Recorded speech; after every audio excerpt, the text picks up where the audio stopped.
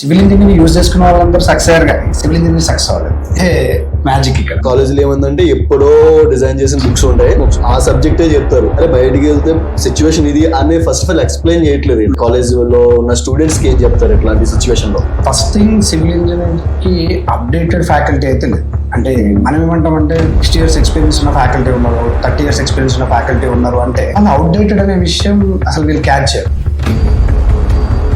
ఇంత హైదరాబాద్ డెవలప్ అయిందంటే దానికి పిల్లర్స్ సివిల్ సో వాళ్ళకే రికగ్నైజింగ్ లేదంటే ఇంకా ఇప్పుడు మార్కెట్ లో ఉన్న సిచ్యువేషన్ ప్రకారం డిగ్రీ ఫెయిల్ అయిన వాళ్ళు బిల్డర్ గా ఉంటున్నారు. ఆ బిల్డర్ కింద ఒక 2 సివిల్ ఇంజనీర్స్ ఉంటున్నారు. ఆ బిల్డర్ సంపాదించిన దాంట్లో అట్లీస్ట్ 0.1% కూడా సివిల్ ఇంజనీర్ సంపాదించండి అన్న. రీసెంట్ గా మన తెలంగాణ సీఎం రేవంత్ రెడ్డి గారు ఒక స్టేట్మెంట్ పాస్ చేశారు.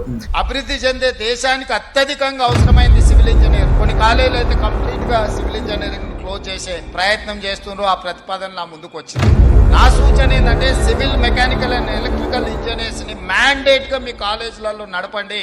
సార్ తెచ్చినందుకు థ్యాంక్ యూ చెప్పాలి. అదే సివిల్ ఇంజనీర్ గా కాలేజెస్ లో సివిల్ జాయిన్ అయ్యే వాళ్ళు తక్కువ ఉన్నారు అనే పాయింట్ కన్నా మార్కెట్ లో సివిల్ వాళ్ళకి అంత రికగ్నైజేషన్ లేదు అనేది సార్ తెలిస్తే కొంచెం బెటర్ ఉంటుంది. బెస్ట్ అండ్ వర్స్ట్ థింగ్ ఏంటి అంటే సివిల్ లో ఎక్స్పీరియన్స్ ఉంటేనే జాబ్ వస్తుంది.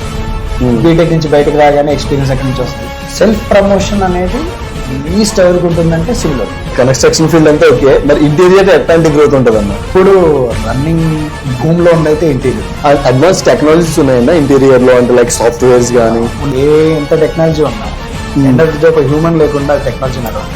బిల్డర్ అవ్వాలంటే కూడా ఒక సివిల్ ఇంజనీర్ అవ్వాలి అని ఒక రూల్ వచ్చి ఉంటే ఈ రోజు 90% కాలేజెస్ అన్ని సివిల్ వాళ్ళే ఉన్నాయి మార్కెట్. ఆ రూల్ వచ్చింది అంటే 100% సివిల్ సక్సెస్.